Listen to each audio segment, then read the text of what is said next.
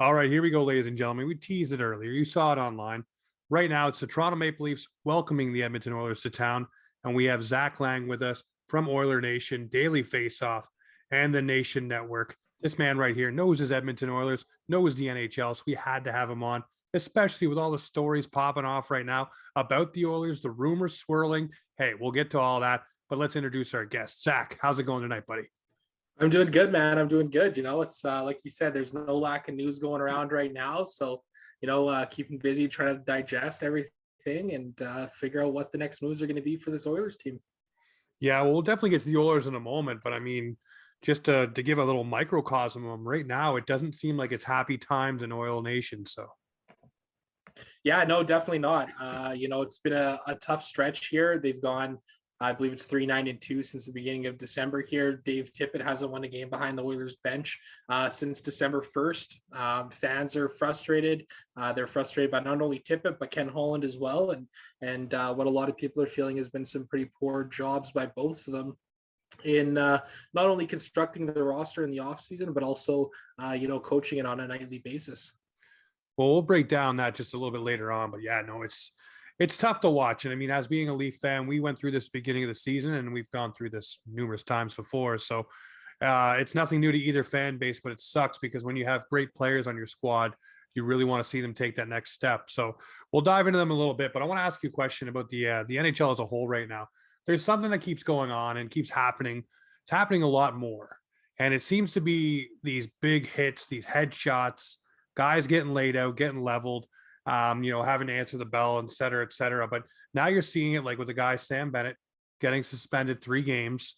The head was the principal point of contact, but you look at the hits by Jacob Trouba. You look at just all of these different kind of hits. It seems to be more and more prevalent now. It doesn't seem to be, something that's just done once in a blue moon. I'm wondering for you, do you see this more often? And is it a growing concern? I know we all love the big hit. We all love the big open ice hit, but I like safe big open ice hits. I don't like the principal point of contact to be anywhere near the head or any head snapping back. And there's lots of different ways we see. Look at Jake Muzzin. I believe he blew up Tyson Berry. It was a big hit, but it wasn't, one of those ones where he led through the chest to the head and knocked him down. It was just a big body on body. So for you, when you start seeing these types of hits, what goes through your mind? And do you think that there needs to be something for the NHL either to step in or maybe bring back a goon-esque type player to slow that stuff down? Yeah, I mean, it's a bit of a double-edged sword when you look at it, right? I mean, on one hand, that fans love that sort of stuff, as you mentioned. They love the big hits. They love the fights. They love that rough and tumble hockey that so many people grew up with. I mean, you harken back to the 70s and the 80s and even the 90s to the 2000s. There was always the enforcers that were on teams. There was always the big tough guys. And that's something that the NHL's really gone away from.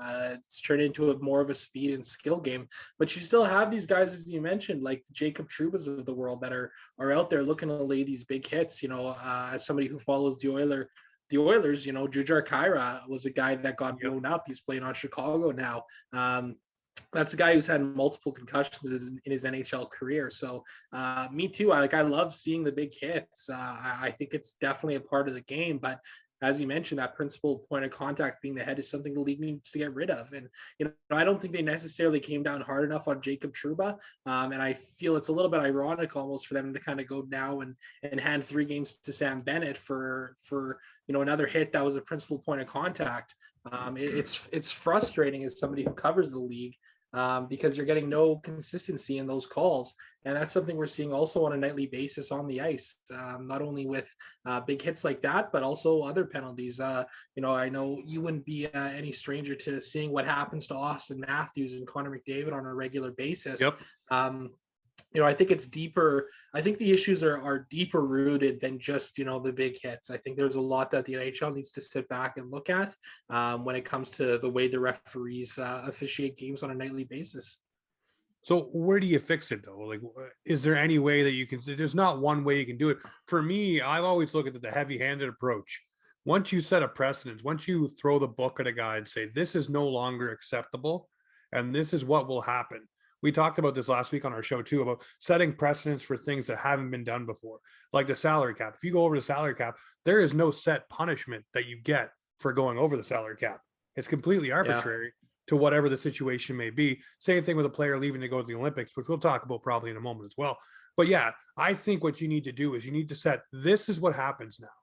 If you do this and this, just maybe rip it right out of the IIHF rule book and say, this is what happens. You're out of the game. You're gone. It's done. You're suspended, instant suspension. There's no ifs, ands, or buts. And that's some of the best hockey. We all crave the Olympic style hockey. So Absolutely. why not implement that rule here? I know we love the big body check, but there's still big hits in Olympic hockey, but not like that. That stuff is not there because guys know if I cross that line, I'm not going to be able to play and I'm going to be suspended, which hinders my team. So maybe that is the detriment you need to put in there, or the deterrent, sorry, where guys are like, okay, no longer can I do that, but hey, I'll find a way to do my body checks and do my thing, but can't do it like that. I think that's what needs to come in here, not only to, I guess, save the game, keep the speed in the game and stuff like that, but also to save guys from down the line, from head injuries and, living a normal life, because those things do affect you. And people start to think, oh, it's just a game. These are just hockey players. They get paid millions of dollars. It doesn't matter. Well, it does, because quality of life beyond hockey is something that we all want to see. You look at all kind of contact sports, whether it's football, MMA, boxing, you see what it does to people. So you don't want, if you can take that out of your game, why wouldn't you? Yeah, absolutely. I mean, I think what's frustrating is I think the NHL has tried to do something like setting a standard and setting a precedent. But the problem is that they failed to uphold that, right? Like look at the start of this season, right? Like, what was the big storyline coming into the beginning of the year? It was cross-checking, right? Like, for the first month, it was like anytime a player would come at somebody with two hands on their stick, they were called, they were gone. And if you look at the numbers after the first 3-4 weeks of the season, the referees stopped calling it. It went back to the old ways. So, I think when we sit and look at something like this, it's almost, I almost feel like there's a top-down revamp that needs to come at some point in the NHL. Yes. I think it goes beyond just the referees. I think it goes beyond all of that. I almost wonder if it's time for new voices in those departments, new perspectives, new ways to look at the way these games are being handled, the way they're being officiated, and the way that the punishments are being handed out. Because again, like I said a few minutes ago, it's some kind of irony to see Sam Bennett get 3 games for hits that are similar to what Jacob Trouba laid 2 nights in a row earlier this season, and they didn't even bat an eye when you see a guy like Dujar Kaira, as I mentioned again, his head hit the ice and being out cold on the ice. That's scary. You ask anybody, you can even go and ask the people who love the biggest hits in the world. Like, they could be the biggest Scott Stevens fans, like from the 90s. You know what I mean? Oh, and none of them want to see players getting injured like that, right? So it's got to be something that the NHL needs to look at as a whole, and not only setting a standard, but upholding that standard too. And I think that's where the change really needs to come, because I think they do a decent enough job at trying to set a standard, but there's no consistency with it. And it's quite frustrating to watch, right? Because it impacts the way the game's played. It impacts the flow of games. It impacts the results of games. And these are serious things that we need to look at, as you mentioned too, beyond just the players on the ice, right? So, these guys are all people. I think people tend to forget that sometimes when they look at them just as assets and just as, guys skating around on the ice. I mean, these are some of the top athletes in the world.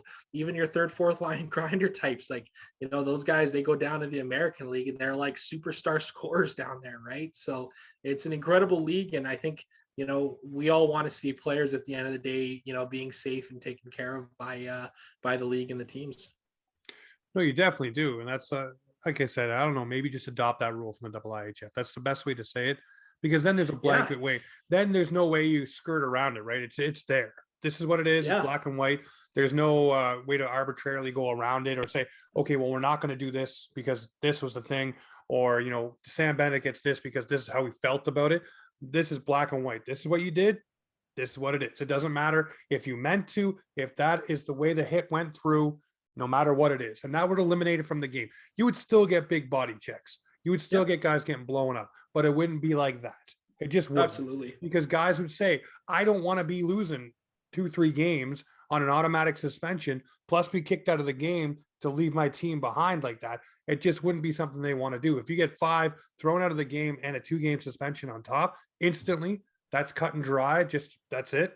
If there's no way to get around that, then I think guys would change their game, and you'd see it. You'd still see big hits, but you just wouldn't see those kind. And I think that's what we need to move away from. And like you said, maybe that starts from the top and works its way down. But I mean, if we get any indication, it doesn't sound like good old Gary's going anywhere. So, I mean, that's where it all starts. It starts with him and going back down. And, you know, if everybody's amongst that group happy with the status quo, then they're not going to change it, you know, and good luck trying to move that guy off of whatever he thinks. It's like, I think it's Elliot Friedman who always says, you know, once Gary Bettman gets stuck on an idea, you don't move him from it. It takes a mountain to move him around it. So. Yeah, I couldn't say it any better myself, honestly. I think, you know, it's something that the league needs to take a look at, and the people that are in place. And, you know, the players need to take a stand. The agents need to take a stand. Those are the people that have the voices that can impact the change. So I think in a certain sense, it almost starts from there, from the on ice position. You know, you look similarly. You know, I don't know if you follow the NFL at all, but the Philadelphia Eagles, they played the Washington football team on the road this last week. And at the end of the game, the Eagles quarterback, Jalen Hurts, was leaving the field, and the stadium kind of fell apart, and 5 or 6 fans kind of fell down on top of a media member. And it was just kind of like, hush, hush, get the hell out of here, sweep it under the rug. And Hurts stepped up today with a powerful statement, you know, calling on the Washington football team and the NFL to examine what happened, so that something like that doesn't happen again. That's a player that is taking charge. And granted, it's a bit of a different facet, right? But, you know, it just goes to show that these are the players that can impact the change. You know, what happens if a guy like Conor McDavid or an Austin Matthews or whoever it is that's a top star in the league comes up and says, well, hey, you know, look, this is something that needs to change. And it's almost unfortunate because we have ingrained in this hockey culture and hockey society to not do stuff like that, right? It's true. You know, a big story that we covered at Oilers Nation this year was John Tortorella and what he had to say about Conor McDavid making some comments about the officiating, right? Yep. You know, like when you have pundits like Tortorella coming out and saying stuff like that, it almost deters the players in a way from that, because they don't also necessarily want to be the story. But the story is bigger than the players themselves as a singular. It's about a whole. So, you know, I think I would really like to see the players and the agents and stuff like that step up and take maybe a stronger stand on some of this stuff as well. Well, you look at some of the players, you know, over the years that have been outspoken about things and what happens to them, whether it's not even just outspoken about, you know, issues going on within the game or outside of the game, but even just trying to grow personality wise. You look at Ovechkin with the hot stick. You look at PK Subban and the way he generates himself and carries himself with the media and saying things and tries to champion causes and things like that. How many times have those guys been hushed? And then it started to go over the heap. And then you see right now with Brad Marchand coming out with the, you know, wanting to go to the Olympics, you know, taking his own stand. And then now you hear from Elliot Friedman on the weekend, keep name dropping him, but he's got all the information. So you got to do it and you got to source credit. So on the weekend, he's talking about all these guys who are trying to dissolve their contracts, get out of it, find loopholes and all that stuff. And that all stems from Brad Marchand coming out and say what he said. So, absolutely. I mean, players need to take a stand if they believe in something and not worry about what the repercussions going to be, because I've said this numerous times. A guy like Conor McDavid, if he comes out and he says, this is steadfastly the problem that we're having, this is what we need to fix, you know, and everybody agrees with me. Do you think the NHL is going to poo-poo him and be like, no, you're suspended. Here's a big, huge fine? No, they're not going to do that because he's a marquee generating guy for revenue. You use him for all your advertising and everything. So guys like that have the ear of the league, so to speak, like the Austin Matthews, Patty Kanes, it doesn't matter. Go through every single team. There's a guy that's on each team that could be a guy to step up and be a focal point to drive change for whatever reason it may be. And not just because the NHL says so, but because these guys are able to say, hey, this is what we don't want in the game. This is what we do want in the game. But right now it seems like maybe there's a divide as well. Some guys, you know, hey, let's be quiet and keep our money and keep rolling. And then there's a younger crowd a little bit that are like, hey, whoa, this isn't working. This isn't working for me. It's not going to work for you later on. How about we fix it now? So I think there's a little bit of tug on the rope from either side of that players union too, which is a thing that you don't want to see. But hey, maybe as the younger players now move up and the new guys come in, maybe you'll see more cohesion and more things be able to be, I guess, fixed, if you want to put it that way. Yeah, I mean, I think especially with this new generation of players, there's a level of confidence and steadfastness in themselves as people too. Like you look at a guy like Trevor Zegras, for example, like you see the things that he's doing on the ice, but Yep. a couple of days ago he tweeted something about the NHL All-Star vote, and he tweeted like his like non-highlight package, and it was like 5 or 6 or 7 clips of him like fumbling the puck and stuff like that. And it sounds silly, but that's the type of stuff that this generation loves. They love that player engagement. Yep. We've seen on Twitter the emergence of fan cams, essentially fan-made highlight packages and highlight reels of players. This is the way the NHL is trending. And I think as a whole, for a very, very, very long time, this league has seriously struggled to market their players or allow them to feel like they have a voice in comparison to leagues like the NBA, especially, where you look at the stars are the stars and they say things and change happens. Like LeBron James comes out and says something about like whatever it is, like that's generating buzz across the nation. And all through the ranks of the NBA. So yeah, I think it's a deeper issue, as I mentioned, about hockey culture as a whole. I think needing to shift away from the way that it's been for so long towards a newer, fresher generation here. No, well, hopefully with the new generation coming in, we do see some voice of change and maybe winds of change as well, with things that can, move to a different direction. I think that will happen. I want to ask you quickly though. I know it's been beaten to death. It's done now. Unless the Olympics get moved. What was your initial gut reaction to the NHL players not going? I said it back in October. I didn't feel that they were going to go. I didn't think there was any chance that the owners would want these players going, and there would be any loophole or any problem or any way they can get the fact the players weren't going to not go. They were going to go for it. And I say Gary Bettman saying numerous times at the Board of Governors meetings, we promised the players, we're going to let them decide. We promise the players, but he'd always add the caveat that if there's no huge problems to our schedule, they can go. But he kept saying, we promise, and we're going to be I think that was a huge saving face for him, and just trying to be the good guy. Hey, no, we said you can go. You guys can go. You make the decision unless it impacts our schedule. Then we can't go. I mean, I think individual players should be allowed to go personally. I think if the player wants to say, I want to go, and the owner wants to let him go, then that should be a whole different kettle of fish, whatever you want to call it. I think that should be different from the entirety of the NHL going. But I guess if one goes and a bunch would want to go, and I don't know where that goes from there. Yeah, I think that's kind of where I would disagree with you on that one. I think if you allow one player to go, you need to allow all of the players to go. It needs to be an all or nothing sort of a situation in my eyes. Look, I'm very understanding of the players wanting to go to the Olympics and wanting to play. I think a lot of the comments from Bettman have been genuine about allowing the players to go and giving them that option and opportunity to do so. I think right up until we started to see COVID take hold of the league again, I was pretty confident in the players and the league going to the Olympic Games this year. I really do. I really think that it was something that the players have pushed for this for 6, 7, 8 years now. It's been a long battle. And I think it was interesting to see Bettman in the league finally sort of cave on that a little bit. And I admired them for it. I think it was the right move. I mean, you got to reward these players at the end of the day that want to represent their country in something like this. I think the situation with it being in China made things a little bit difficult as well when we start talking about COVID as a whole, as well as the quarantine rules and regulations that surrounded, what happens over there. So at the end of the day, am I surprised they're not going? No. Am I disappointed? Yes, of course.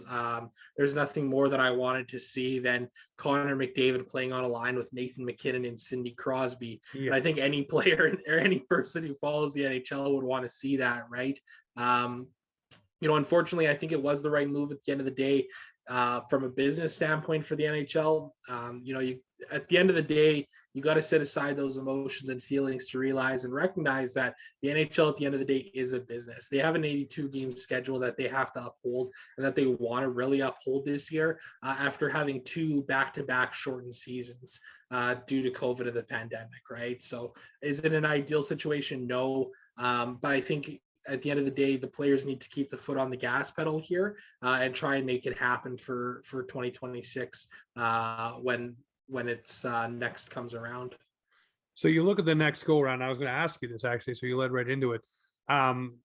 Is it a for sure thing that they would get to go the next go around? I mean, obviously it was negotiated into this one, and do the players simply say, "Hey, we didn't get to go because of COVID, but we still gave our side of the bargain. You haven't really given your side of the bargain. That was out of our control. We didn't, it wasn't something that we manufactured or anything like that. It just happened, force of nature, so to speak. So now, can we go to this one? Is it an ask or is it a given?"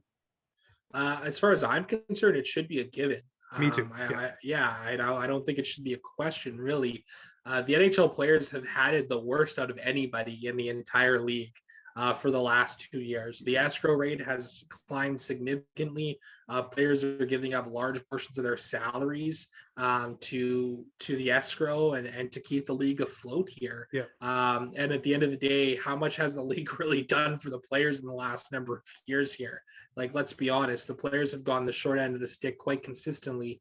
And you look at, for example, here in Edmonton, the Forbes evaluation this year for the Edmonton Oilers was $1.1 billion. That climbed from $650 million the year prior. So an owner like Daryl Cates here in Edmonton is making some serious coin off of the NHL and the Edmonton Oilers and the Ice District here in Edmonton. And what do the players get to show for it? Not a whole lot, because again, the escrow rates keep climbing.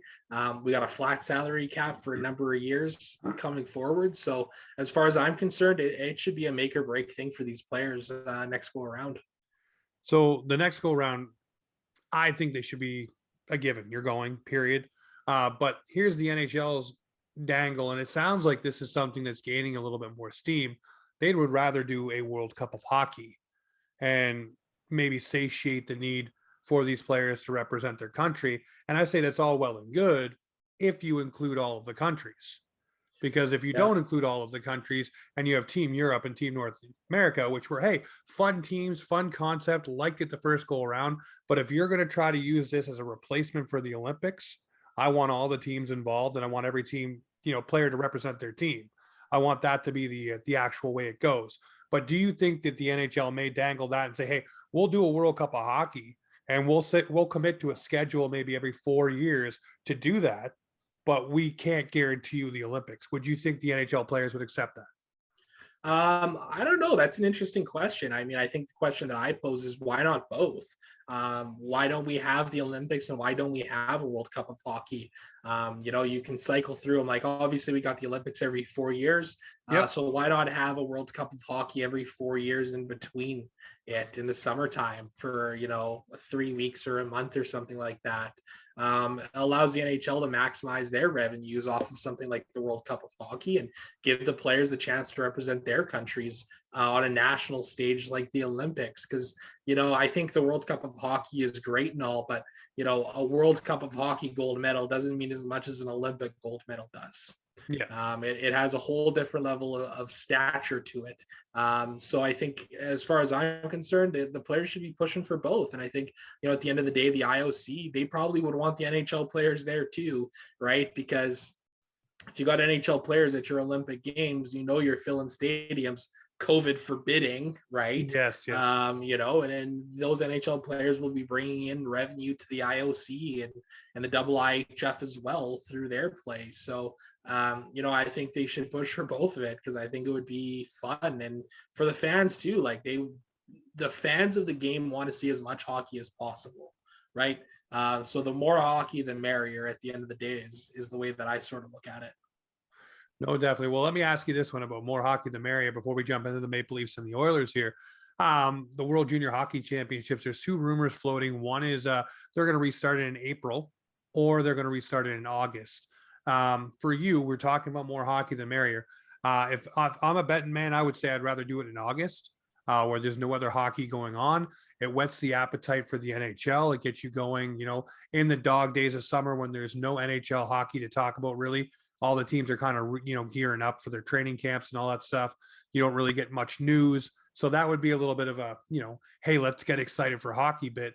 Whereas in April, you're kind of already in the mindset, if you got a favorite team in the NHL or you're covering the NHL, you're tuned into what's going on with the Stanley Cup playoffs and what teams are in the race for, depending on when they do it in April. So for me, I look at August, but I'm wondering for you, where would you like to see the World Juniors, pick back up from? Yeah, I think August makes the most sense. I think you make some good points about, trying to get it in a non hockey prime time, so to speak, right? Like, I don't know if the IIHF would want to try and compete with the NHL for that viewership. And I think part of the reason why the World Juniors are so significant is because they come at a time when there's a little bit of quiet in the NHL, right? Like Christmas time, heading into the new year. Yeah, the NHL will come back with its games. They'll have the Winter Classic, but there's so much buzz that's been created around the World Juniors for so long in that spot. And I think, the IIHF and Hockey Canada, they're going to want to try and maximize their profits out of it. And that's what they tried to do here this go around. Yes. And it just turned into an absolute gong show here in Alberta. It was really from the get-go, I think it was a doomed tournament. I think from the beginning, it was very flawed. I understand the organization's trying to get fans in the stands to bring in some kind of revenue with it, but going with a soft bubble the way that it did obviously complicated things. And at the end of the day, that's why we're talking about looking at, well, when are they going to pick the World Juniors back up? So I think in an ideal world they would try and revisit it in the summertime here. No, I'd look forward to that. Obviously, like I said, when you got nothing going on hockey wise in August, you're cramming for, or dying for any little bit of news that comes down the pipeline. So you get really excited. So if you got the World Juniors to whet your appetite and get you excited for, training camp that starts maybe the middle of September, you're absolutely jacked up. But hey, right now we're in the thick of things here in the NHL, and we got two teams that are about to face each other tomorrow. Lots of news swirling around both squads. The big news out of Toronto was Austin Matthews may not be available for the Edmonton Oilers game. Turns out he had a negative test today. They're going to see he's not ruled out for tomorrow. Obviously, probably another test has to come through to confirm that he's either positive or negative. And then, of course, Conor McDavid. The one that's kind of weird for me on this one with Conor McDavid was yesterday, I believe it was Tippett said, it's not COVID related. He's just not feeling the greatest, but he will be there at MSG to play. We're just holding him out, et cetera, et cetera. We all know what was said. Then it comes down today that he's tested positive for COVID. What worries me about that situation is if he had any, symptoms or anything like that playing in that game last night, which there's a play where Ryan Reeves strips him of the puck and he's kind of like, almost like, okay, out of energy, so to speak. I'm wondering if he was zapped last night, from this. And does that spread through the Rangers? Does that spread further through the Oilers? And if you're a team like the Toronto Maple Leafs who are just coming out of a wave of COVID themselves, do you raise your eyebrows and say, I don't know if this is the best idea for tomorrow? So I'm wondering what you think about that whole situation. Yeah, it's a difficult situation, and I think the league has been trying to do their best to try and manage it and still keep games going. As far as I'm concerned, I think that the NHL should have looked at a bit of a more significant shutdown in the first place. Give it 2 weeks, just call off the games, cancel them all, reschedule them, push the season back. 2 weeks or a month if you have to. Yep. Because it's a difficult situation. And at the end of the day, like, would it have completely negated COVID cases? No, of course not, because players and teams aren't locked down this year like they were last year. So, there's going to be COVID exposure in the community, from the families, from kids, from, whoever it may be along the way in their life. But the way it's spread through locker rooms has decimated teams. And as you mentioned, the Leafs, they had their run in with it. And so did the Edmonton Oilers. I mean, There was a point in time where the entire Oilers, pretty much the whole Oilers defense was out for some variety of reasons. At one point we had like 3 rookies on the left side, and it was just a tough situation for the Oilers to be in. So, because I think at the end of the day too, it affects the product on the ice as well. Yep.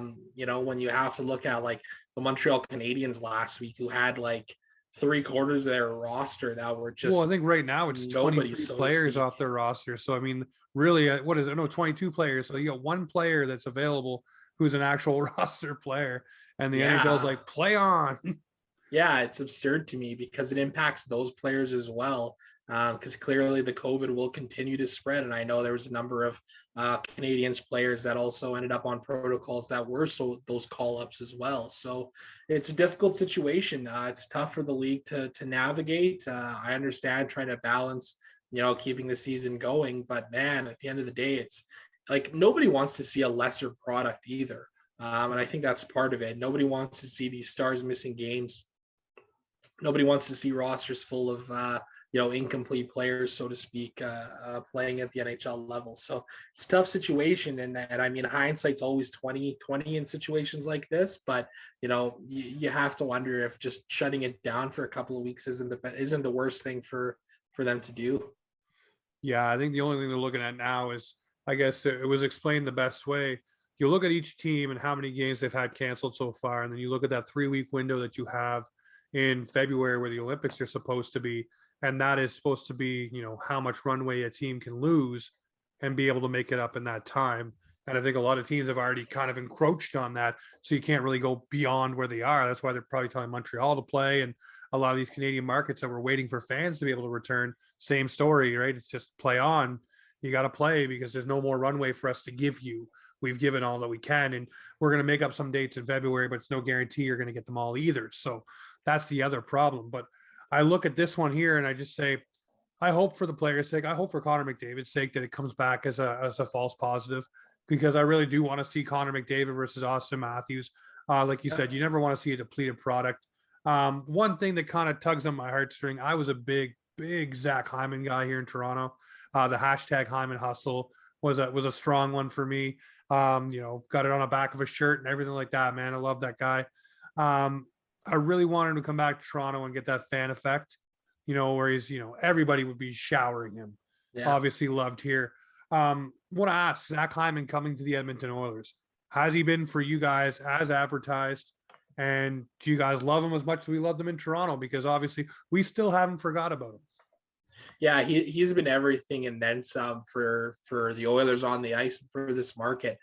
He's instantly become a fan favorite. I think, from the get-go, he was pretty much signed here in Edmonton a week before free agency even opened up. Yeah. And I think, for the fans here in Edmonton, I think this market really saw that and saw Hyman, devoting himself to Edmonton from the get-go, and people were really happy with that. And the type of player that he is, it's like, how can you argue with it? I mean, back in Edmonton here, if we look back 20 years ago, 15 years ago, there's a guy by the name of Ryan Smith that played here for the Edmonton Oilers. And they're very similar players. They're the hard-nosed, they're the gritty kind of players that are the heart and soul of your team. So for the Oilers and the fans here, they've always loved those kind of guys. So, Hyman has fit in very well here in Edmonton. He's been everything as advertised. He's played on the top line.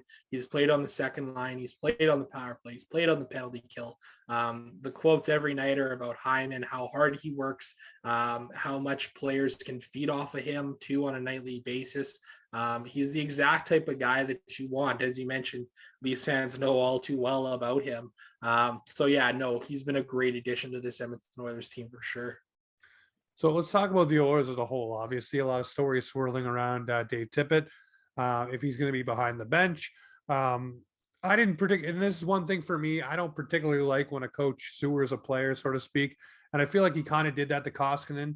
I know the goaltending hasn't been up to snuff, but if the whole team isn't performing, maybe the best way to get a guy's confidence up is not to throw him under the bus in front of the media and everybody else. He's probably already feeling like crap.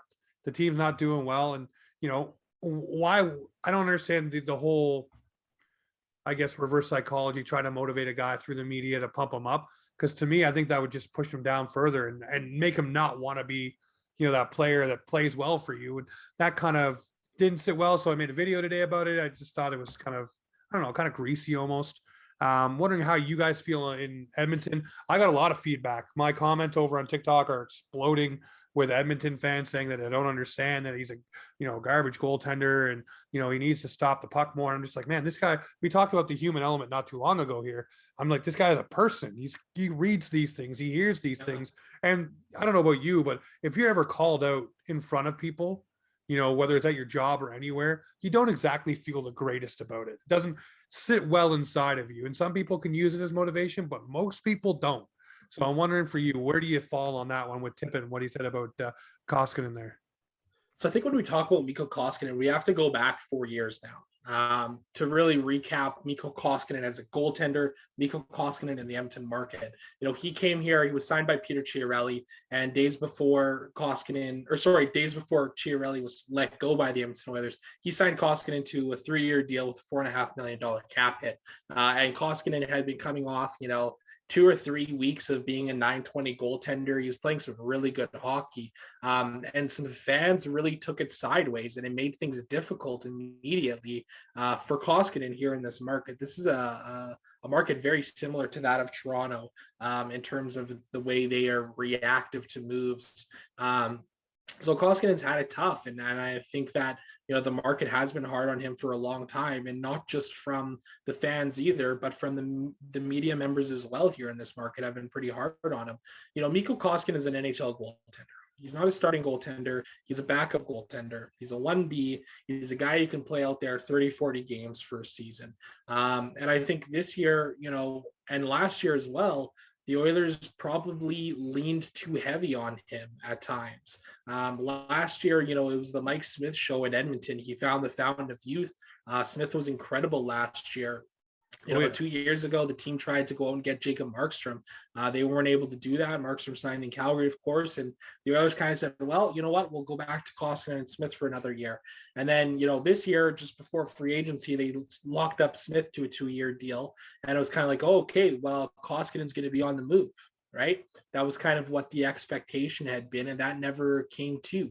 The Oilers tried to trade for Darcy Kemper this offseason. That didn't happen either. So, Koskinen kind of came back day one with a bit of a chip on his shoulder. He wanted to prove to, I think, himself, the team, the market, that he could be a quality goaltender. And, it just hasn't come out that way. You look at Mike Smith, he was injured 2 games into the season here. So it basically turned to the Koskinen show.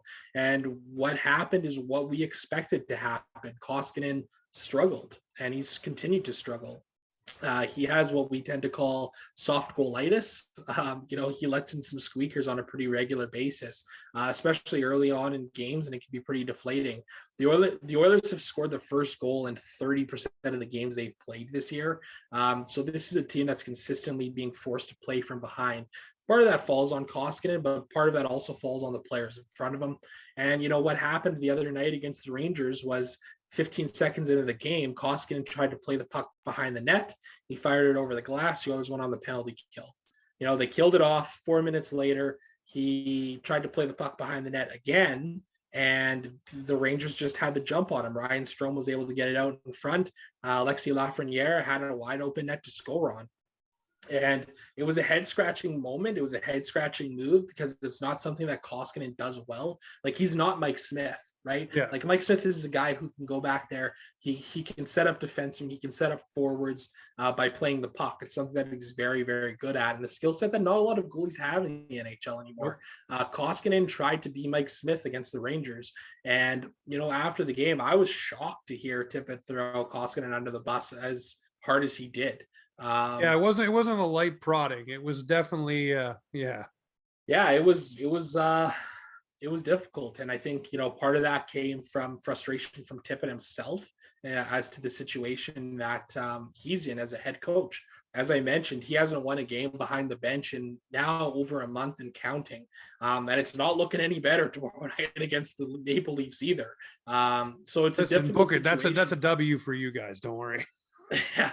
I mean, who knows? It's going to be interesting to see what happens. I wasn't a fan of the comments. I don't think that they were necessary to make in the media like that because, like you mentioned, Koskinen knows that he messed up on that play, and he's going to be wearing that one for a while. So it's a difficult situation, and obviously the rumors have been swirling about potential coaching changes here in Edmonton, and that's a whole other topic of conversation too when we look at the way this team's coached and the way this team's built right now.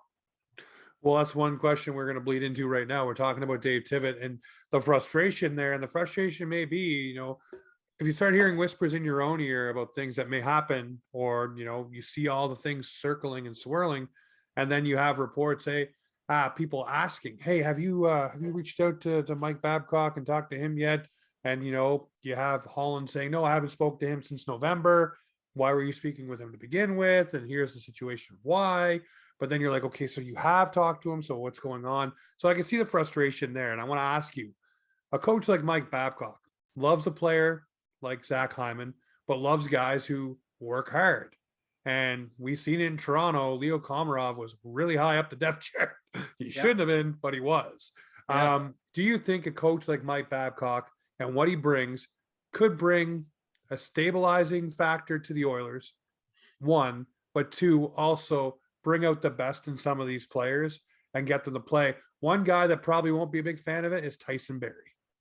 Yeah, I mean, I don't think Mike Babcock is the right coach for this team. I really don't. I mean, I think Babcock, as much as he has favored those players, I think he's also been not in favor from star players. You look at what happened with Mitch Marner, especially in Toronto. What a vitriolic situation. What an awful situation for the player to be in. I think if you ask a guy like Mike Babcock to come in, you're asking for more of the same from what you have had. Dave Tippett is a player's coach. We'll give him that much for sure. He has good relationships with the players, and I think for a large extent, he gets the most out of certain players. But as far as I'm concerned, this is an organization, and I wrote about it the other day on Oilers Nation, that has been filled with nepotism for the better part of 15 years here, really dating back to when the Oilers made their cup run in 2007. It's been a revolving door of friends in Edmonton, coaches who know each other, the old boys club. And, they've tried to go away from it at times by bringing in guys like Dallas Eakins and Ralph Kruger. But those two guys combined coached 161 games for the Edmonton Oilers in back-to-back seasons. And then what did we have after that? Well, we had more of the same. Todd Mcclellan came in, and Mcclellan was another guy who had the relationships dating back to Hockey Canada. And then same thing with Dave Tippett to an extent, because Tippett's a guy that worked with Nicholson and on the national level for a little bit. So I think for the Edmonton Oilers, it's an organization that really needs to clean house top to bottom, because I don't see any of these issues changing just by bringing in a guy like Mike Babcock. I would much rather see a guy like Claude Julien come into town, who a little bit more analytics driven, a little bit more of a modern style of game, so to speak, because, the Edmonton Oilers in the bottom six on this team, the goals for percentages right now for the Oilers players not named McDavid, Draisaitl, or Nugent Hopkins is as bad as it's been in the last 6 years. I'll put it to you this way.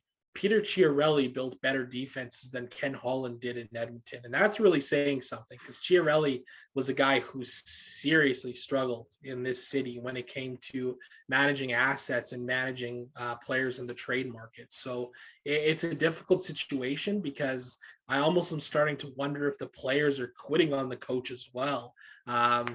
Because for the last 2 or 3, 4 games here, we've seen some pretty poor efforts top to bottom from this team. You look at especially, just to jump in on this one with you, I liken it when the Leafs quit on Babcock. It's the same kind of style of play, and it frustrates you as a fan. It almost hurts you as a fan, because you're watching this, you're like, I know these guys can do better than they're doing, but they're just not. And you just it's absolutely. And a couple games ago, Zach Hyman missed the game against St. Louis due to a bit of a shoulder injury, and Dave Tippett went and put Devin Shore in the Oilers' top 6 and proceeded to play him more minutes than a young guy like Ryan McLeod, who stepped into the NHL this year, and he's looked awesome as a bottom 6 player. He's looked great. High skill, high hockey IQ, but he's being forced into becoming a grinder when that's not his style of play. It doesn't fit Ryan McLeod for what he's been for the better part of his pro hockey career, or his hockey career in general. And same thing with a guy like Tyler Benson, another depth player, a young guy on this Oilers team who's scored points at every single level and has been a great producer, and he's now being asked to do something that he's not. So it's a difficult situation to be in right now, and I think as much as it falls on Dave Tippett, it also falls on Ken Holland, because I don't think he's done a very good job in building this roster to being what it really needs to be. Trading away two solid assets in Caleb Jones and a conditional third round pick for Duncan Keith at a full cap hit is inexcusable at this point in time. I think something that gets missed a lot is the fact that it's actually a conditional third round pick that can improve to a second round pick at the end of this year, based off of certain things happening. So not only does it tie up, not only does it have the removal of two assets and a good young defenseman in Caleb Jones and a third round pick, but it also ties up his second this year. Yep. And doesn't allow him to trade it at the deadline or even now at that matter, to try and bring in some players to help. So there's some major top to bottom issues in this organization that I see here on a regular basis. I want to ask you about one deal in particular, obviously in the offseason, Warren Foegele for Ethan Bear. I was a big Bear fan. I still am. Love the style of play. I have him on every single game. You know, when I play my little NHL 22, I got him on my squad. When that trade went down, what was your initial thoughts? Do you think that's a good deal, Warren Foegele for Ethan Bear? I thought he was going to grow into a good defenseman for the Edmonton Oilers, but apparently I don't know what I'm watching. Man, it still stings, to be honest with you, because Ethan Bear is the guy that was a young defenseman being asked to play large roles on this team, and he did so very, very well. You look at any of his analytics and his underlying numbers comparative to the rest of the Oilers team, they were very good. And Ethan Bear struggled at times to pass the eye test, so to speak, but he's also a young defenseman who still only played a few hundred, like less than 200 games in the NHL. So those levels and those mistakes are going to happen. Yep. You know, but again, it's the Dave Tippett sort of a thing where he's going to favor the veteran kind of players more than he is these younger guys. And I think the trade was a mistake. I mean, I like Warren Foegele as a player. Don't get me wrong. He's a guy who should be in the Oilers top six, quite frankly, but they got him playing in the bottom six. He's a good player for sure. But, you know, you look at trading a defenseman in Ethan Bear, who's gone to Carolina, and he's playing top pairing minutes with Jacob Slavin on a deep Carolina team. And you're telling me that he couldn't do that for you in Edmonton here, when that's exactly what he was doing for an extended period of time. It was a head scratching move, to be honest with you. You know, there was some rumors about that, you know, Ethan Bear didn't come into shape to camps multiple times. And there were some other rumors of leading up to him being traded that summer as well. And I just think that it was an overreaction, knee-jerk move by this Oilers team. And, you know, once again, trading away good young defensemen. I hearken back to Jeff Petrie 10 years ago almost now, right? Like it was the same situation where Petrie in a vacuum was a great young defenseman. And again, the Oilers traded him away for Magic Beans and a couple of draft picks. Ironically enough, one of them used to select Caleb Jones, who the Oilers ended up trading for Duncan Keith. So it's times a flat circle here in Edmonton, I tell you, because it's you look at things that happened 10 years ago and you're still seeing it happen here in town. So again, love Warren Foegele as a player. I think he's a solid young forward who does a lot of things right on a nightly basis. But when you look at it purely from an asset standpoint, you're trading a young, cost-controlled, top four defenseman in the NHL for a bottom six guy. And, you know, I don't think there's many people that feel that that was a very good move for this team to make, because there's been a lot of struggles on this Oilers right side. Cody Ceci's been good here in Edmonton. He hasn't been great. He hasn't been what Ethan Bear has been. And the Oilers also brought back Tyson Berry on a 3-year contract as well, which was another bit of a head-scratching move in the grand scheme of things. So, the Bear trade was a tough one too, because he was a fan favorite in this market. Alberta's got some pretty large Indigenous communities here in Alberta, and they really grew around Ethan Bear. And us as a company, we really supported him too. Like Oilers Nation, we do merchandise and stuff like that all the time. We partnered with some Indigenous leaders in this province to create some merchandise. And actually, one of the shirt I'm wearing right now was an Ethan Bear shirt, ironically enough, that we had made. So it was a tough one on a human level too for this market to swallow. Yeah, like I said, he's a guy that I really liked, and the same thing, like watching and just everything, not just on the ice, off the ice, way he carried himself. watching that video where he bought the young man his hockey gear and everything like that too, just spoke to what he was. And it's like, why would you want to give away somebody like that? Why would you not Absolutely. want him a part of your organization that is screaming for good stories and screaming for, you know, positivity just to build around? And that's one guy you could do that with, which absolutely blows my mind that he's gone and now in Carolina. And like you said, on a deep team playing top pair minutes, which, hello, the Oilers definitely could use. But again, we'll see what happens in the long run. But right now, it's looking like the Carolina Hurricanes made out like gangbusters, and they're going to love rallying around a guy like Ethan Bear, because why not? Because obviously a Absolutely. great story deserves a great team to carry him. So that's what they're going to do. So yeah, huge head scratcher. One thing that I want to get out as a kind of like a get your popcorn ready, Terrell Owens kind of moment. What about John Tortorella coming in and being the coach of the Edmonton Oilers Uh, after the comments made about Connor McDavid? How fast do you think Connor would phone his agent and say, "I want out. See you later"? yeah, I don't think it would happen. I mean, that would be the worst That's possible move nuclear. that this yeah, that would be the worst possible move this organization could make. Look, Tortorella has been out of a job for a couple of years in the NHL for a reason. He wears on players and he wears it very thin. And I think that's why a guy like him would not be a great option whatsoever, and especially after the comments about Connor McDavid. I mean, come on, Yeah. that would be a horrible move. And I look at Babcock in a similar sense too, right? Both are coaches who are very, very hard on players.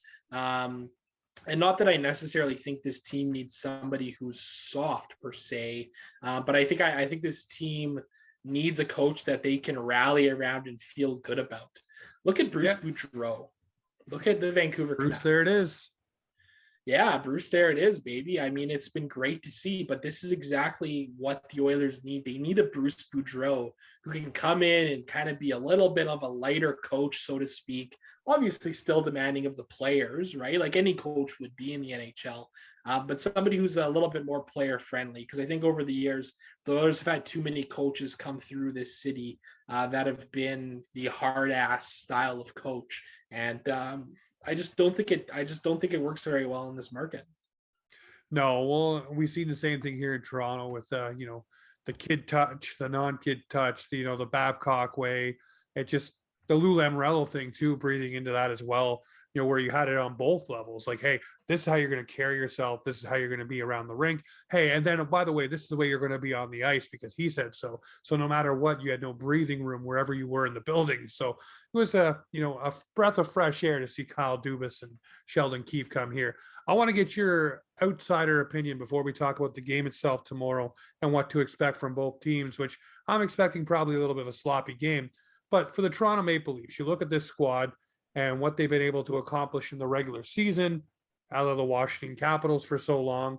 You know, they're able to do good things in the regular season, put up good points, you know, have great players, you know, get guys the Rocket Richard Trophy and Austin Matthews last year, but not able to get over the hump in the first round. This season, for whatever reason, call me an optimist, it seems like the team is playing differently.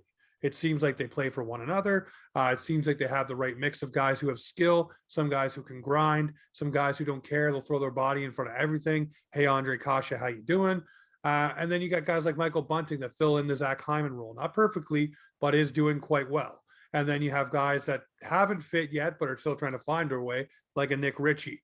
But then you have guys like Father Spezza, who's just turning back the clock. You talk about Mike Smith. So it seems like they found a mix this year that is doing well. And I'm wondering from your outside perspective on the Maple Leafs, do you see the same thing? Yeah, I do. I mean, I really like the build of this Maple Leafs team. I think they're deep. I think they're a team that can roll four lines against you any night. And I think, you know, that depth is something that Oilers fans are kind of clamoring for and craving for. Because I don't think that the Edmonton Oilers have it to that level. You know, I love the way the Leafs are built right now. I like what they've done with Dubas and with Keith there, kind of riding that ship, so to speak. You know, there's a lot of pieces that are great. Like a guy like William Nylander has consistently been one of my favorite players in the league Yep. for some time now. And even a guy like Mitch Marner, I'm a big fan of his too, dating back to his days with the London Knights. When he won the Memorial Cup here in Alberta, I covered that tournament in Red Deer. So I always had a bit of a soft spot for Marner in that sense of the term too. You got top end talent, you got great leaders in Matthews, who's really growing into his own as a more complete NHLer as well. And a guy like John Tavares too, who in his own right is a superstar that I think people kind of forget about a little bit to an extent. Under the radar superstar. Yeah. Yeah, absolutely. Right. Kerfoot, I like him as a player. Mikheyev, I like him as a player too. On the back end, I think things are maybe a little bit more suspect there. I think that could be one area where I'd probably want to see the Leafs trying to address there. On the back end, add a little bit more depth ahead of the deadline for what I think could be a strong Braden McNabb push. drum. I want Braden McNabb on the Maple Leafs from the Vegas Golden Knights. I think he's what they need. Physical, can play high minutes, block shots, hits, the whole 9 yards. That's the kind of guy they need right there. Yeah, it might be a little bit more expensive, but wouldn't be a terrible move at all, right? The Leafs have some draft capital that they can move around too. They got a first and a second this year. Nothing really beyond that in terms of draft picks this season, right? But if you're a team that's really looking to go all in here, now's the time to do that. The cap might make things a little bit different, a little bit difficult there as well in a sense. But I really like the way this Leafs team is built. And I think they're a team that can make some noise. And I think they're a team that needs to break that spell or that curse, so to speak, and get out of the first round and go on a little bit of a run. Yes. Get that monkey off the back for this city and this organization that has been just beaten down consistently over the years. I know what it's like to operate in a market like that, because we've had the same thing here in Edmonton. So I feel for you guys out east there for sure. Well, I want to ask this question about our goaltender now. Jack Campbell obviously came on the scene last year, took over for Freddie Anderson, did really well. Then this season again is picking up where he left off. I'm wondering for you, do you look at, again, outsider's perspective, do you believe in the Jack Campbell that we're seeing? Or is this just fool's gold Jack Campbell and eventually things will come back and regress to the means? Because to me, it seems like this is a goaltender that finally found a market that he likes to play in, and B, a team that he believes in, but C, has the confidence to keep rolling. And I think a lot of people bought into that when he was beating himself up about losses, how he was handled and told, hey, it's not all on you. We're a team. We lose together. We win together. Quit doing that stuff. So I'm wondering for you, do you buy into the Jack Campbell show? I've been pretty surprised by Jack Campbell, to be honest with you. He's now in his third season in Toronto, and the numbers are all really good. He's posted good win-loss record, obviously, but his underlying numbers are solid too. He's got a career .929.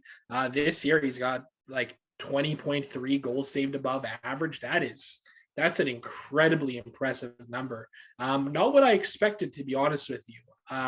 Looking at a guy who came to Toronto when he was, in his later 20s to really take over the role as a starter here, I think has been really impressive. And I think, having a guy like Peter Mrazek to back him up as well, when healthy, I think is solid too, because he's a guy who, he's struggling this year in his brief time as well, but he's a guy who's been around the league for quite some time, right? So I think I do buy into the Jack Campbell hype. I think you guys got a good one there. I really do. And especially after what happened with Freddie Anderson, disappointing tenure, I think, for the most part in Toronto, especially in the last year or two. So to have a guy like Campbell step in at 30 years old this year and really take the reins the way he has been pretty impressive.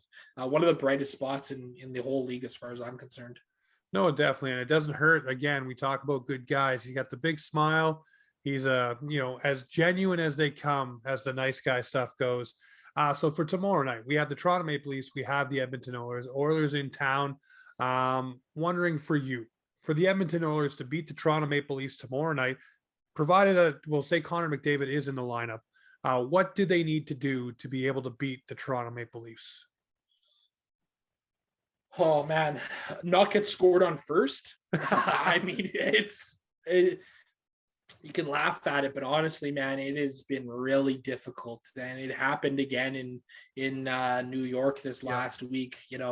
I was sitting there watching that game against the Rangers, and the second that first goal went in, I was like, "Oh man, game over!" Like it was really that way.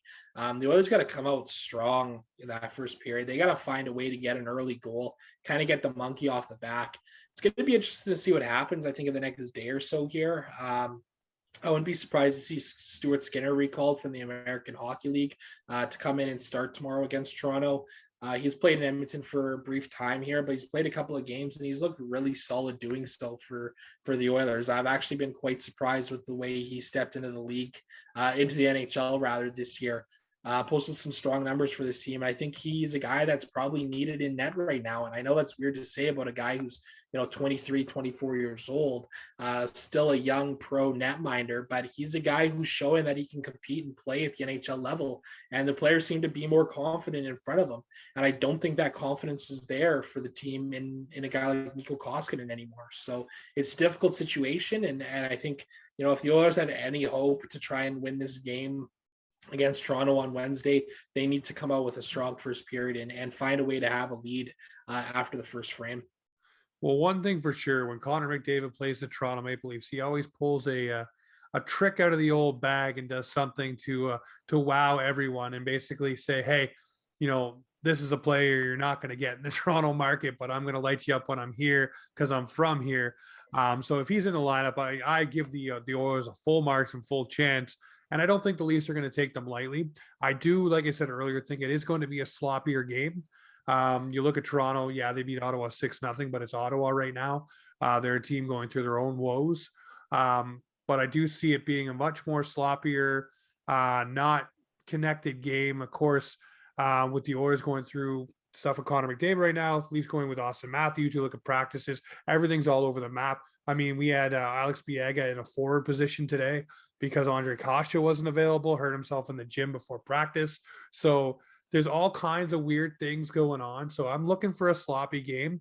And for me, for Toronto to get out in front of Edmonton, what they need to do is exactly what you just said, is to put the pressure on them, but roll those four lines, like you said earlier, and get something from those depth guys, whether it's a Kerfoot down the line or a Spezza, really match up well against the bottom lines.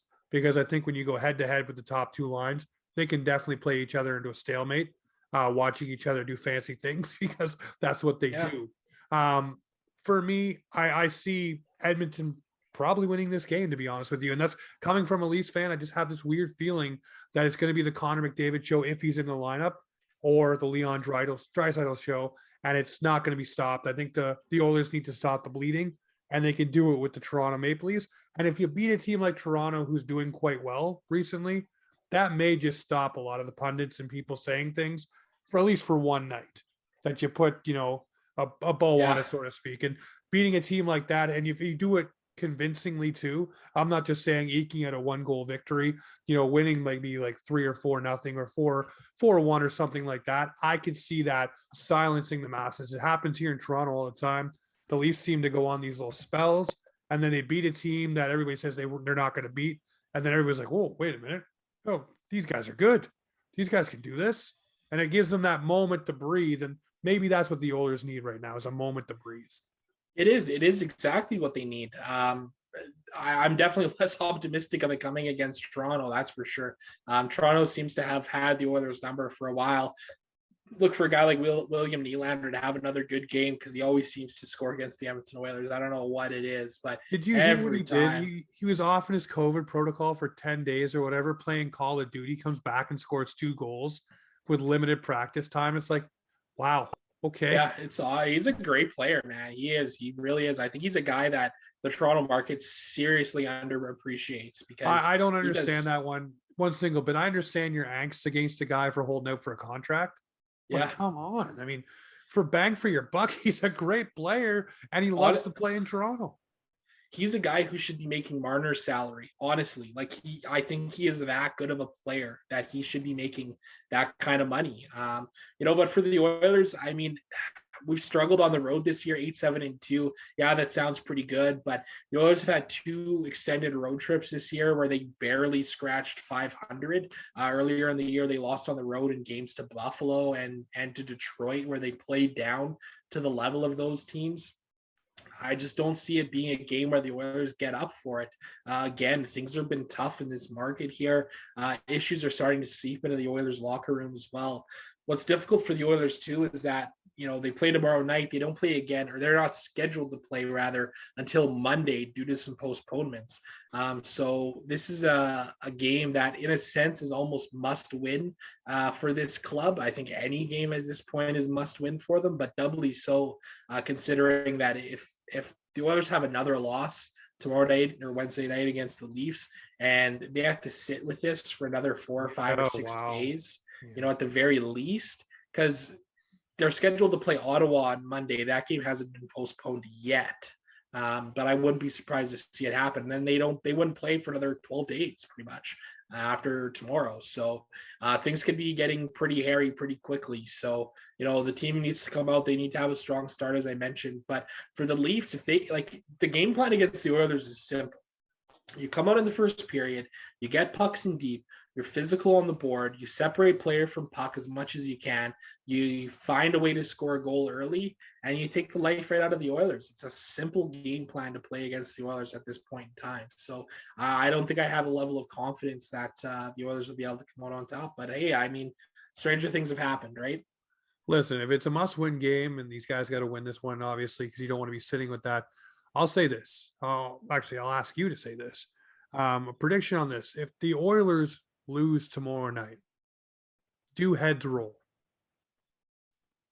Especially have that window to sit, because then you can bring a new guy in and allow him to get comfortable for a couple of days and be with the team. It would almost seem like the appropriate window for them to be able to do something like that if it doesn't go the way they want, or even if it does, it may still be the spot where something happens with this team, whether it's a trade, a coach firing, I don't know, but I feel something will probably happen if they lose to the Maple Leafs.